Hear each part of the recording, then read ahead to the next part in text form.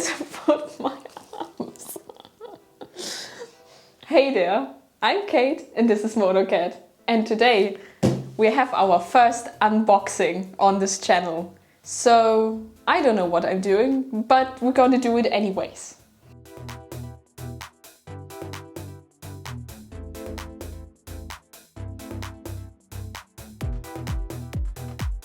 And the lovely people from Nobleman Tag wrote to me on Instagram and were like, hey, do you want to review a helmet? And since I'm a pretty big fan of all types of safety gear, I said yes after they assured me that I can say whatever I want about this helmet. So this is an unbiased opinion. They gave it for me for free and I don't think I have to return it. They didn't say I have to return it, so I won't. But yeah, I can say whatever I want, so let's start with the unboxing.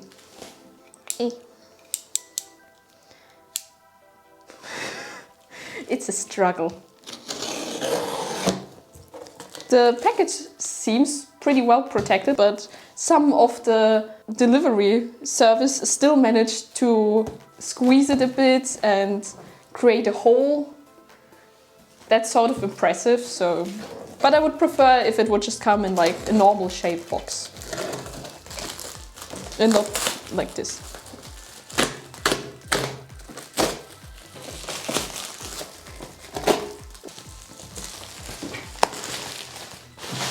Ooh.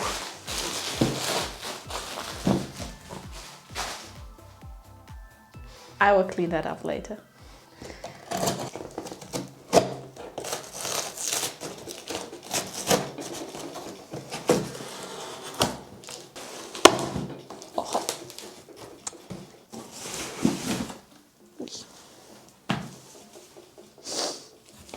The smell of chemicals. That looks like it's going to be the visor or peak or something. No, it is the chin part. So the interesting thing about this helmet is that similar to some of the Ruroc helmets, it has a detachable chin. I will still later for the full review then check out how safe it is for riding, because it needs to be separately tested if it's a detachable chin and doesn't connect with the full helmet for the same safety checks, I guess. Anyways.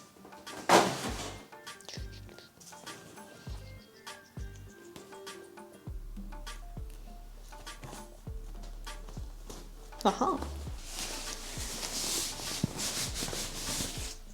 Ta-da! And one more time. Ooh, we got instructions. The instructions said you should read the entire instructions before you ride. I will do that later off camera because I'm reading pretty slow, and tell you if there's anything noteworthy about how to wear a helmet for riding. Ta-da! This is the helmet. So yeah, as you see, I got the white version. There are also two more versions. One is in black and one is black matte. But because it seems like I'm going for some sort of Star Wars Stormtrooper aesthetic and I like to be visible, I chose the white one and it just looks pretty cool. It has more instructions. Okay, so the visor has a quick release system, what I gather from the instructions on the visor. Then the liner is also washable, which is nice because if you ever had liners that is not washable, you will regret buying that helmet at some point because it smells and it gets very scratchy. There's an additional comfort liner in there. More comfort, more good. And channeled ports. I think the channeled ports are for airflow, so. And since we don't want constantly to be reminded of all of those cool features during riding, I will take it off. There we go. We have even more in there. Is it going? Okay. The camera died for a couple of seconds because it was low on battery, but we're back again. And we already put in the chin part, which was surprisingly easy. You just had to like squeeze it a bit on the sides and then just put it in and press those. Nothing too difficult. And the cool thing is about this helmet that it has two visors. One is like on the outside for just normal protection where you can see through normally. And the second one is some sort of protection from light. So if you don't have any sunglasses or want to wear glasses inside the helmet, but you don't have sunglasses with prescription, then you can easily just use this, pull it down. You have protection from the sun, you look cool. Sounds like a win-win to me. Here's also more information, like the amount of extra information is just amazing. But there's also a warning that some impacts may exceed the helmet's capability to protect against severe injury or death. Which sounds maybe in the beginning a bit alarming, but if a helmet would protect you against death, I would just wear it all the time, and in case I die, I can sue them. Or maybe not. Anyways, this is also a protective foil, which we can take off. It looks a bit like a Mandalorian helmet. So plus 10 points for the Star Wars theme going. That felt good. And yeah, that's how it looks like. So I would say, let's try it on. Also the inside looks very plushy, very comfort. On the sides here is no liner, so I don't know if that will be uncomfortable or not, but we're about to find out. It's better than my Ruroc. Let's see. There. Hello. Okay, I think now it's fitting the way it's supposed to be. The next question is, can I get my glasses in? The answer is yes. This is a size M. I think I might have also could fit into an S, but on the upper part it feels pretty stable. The lower part feels a bit wobbly, but I think that comes from that there is no liner in the chin area. So I have a lot of space there, which could also be very cold in the winter. How does it look? Does it look too big? It's a big helmet for sure. Like it's like especially the chin piece on the bottom. Yeah. You also like turn around a bit and you can see it all. Yeah. Badass. Double badass. Like the thing I noticed, I think it's made for people with a wide chin or jawline.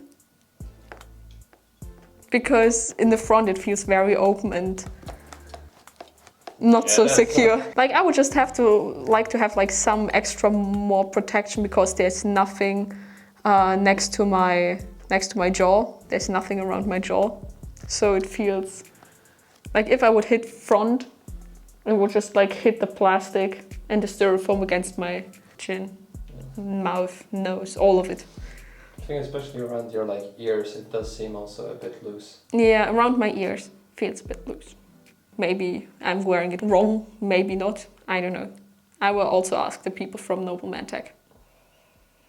And they also left me a little note, which says, "You are as worthy of me as happiness."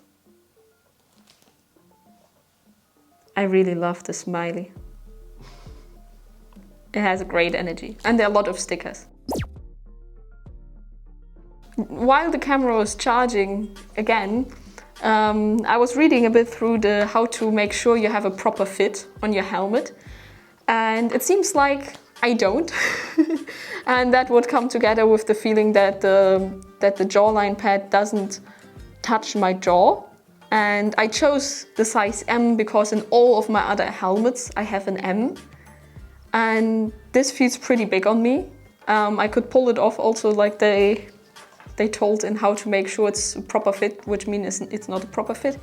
And the sad thing is they don't have smaller helmets. M is the smallest size they have. So, yeah, what do we learn from that? I don't know.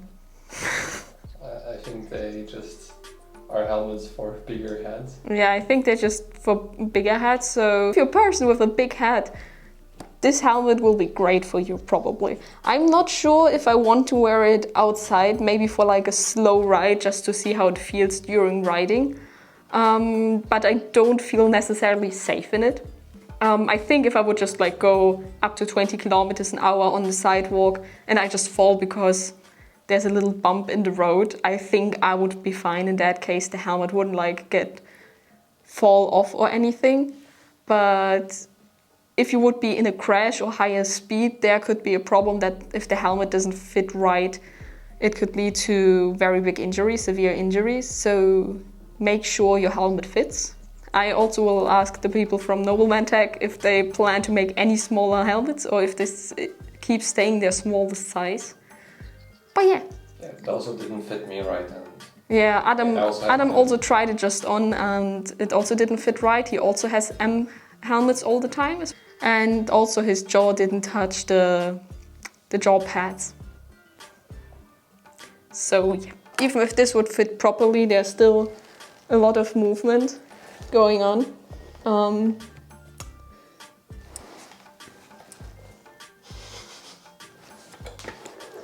So I would say it's probably too big. How's the rest of the helmet? Not good. It's about how it was in my Ruroc, or actually even a bit worse. Yeah, like it's just too big, especially on the sides here. Yeah. It's just big. The thing is, Nobleman TK is an online company, and so if you want any of the helmets, you have to buy it online. I don't think they're supported in any shops because they're not targeting motorcyclists, but more Eskates and now also EOC and Escooter. So you won't find those probably in any shops. So if you're unsure about the sizing, it's a $300 helmet. I think now on sale it's like $250 or something like that. You are probably safer if you take a helmet that you can actually try on and test if the fit is okay, because if you have to send it there and back just because of the sizing, like if you have a bit of a bigger hat, then you can probably try it. That's no issue. But if you're unsure, if you have a bit of a smaller hat, you're usually wearing an M or even an S, then this is definitely not an option for you. But now as a comparison, we take this beautiful LS2 helmet, which I was riding for a very long time and is about $80. So let's compare that. So this one is the LS2 helmet, which also fits my glasses. Otherwise, I wouldn't be able to ride with it. But as you see, there's not that much movement. Obviously, there's movement able always in a helmet because you need to get it off at some point again. Or maybe not. But there's always a bit of movement available. But this one, especially on the sides, as you see, it squeezes a bit my cheeks, which is what you want from a helmet. If it feels too loose, then it's probably too big for you because you always want like a light squeeze from all sides to feel sure and enclosed in your helmet.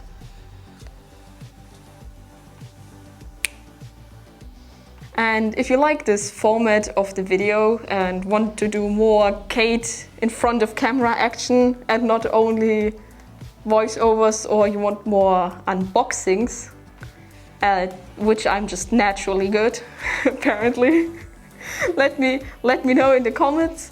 If you want that, maybe I can harass more companies to send me free stuff. If not, then that's also fine. And so, if you enjoyed this episode, please give me a like. And if you feel really fancy, you might subscribe. See you next time.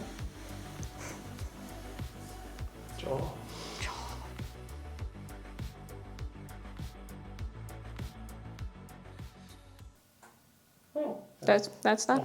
That's that. I got a cool hat.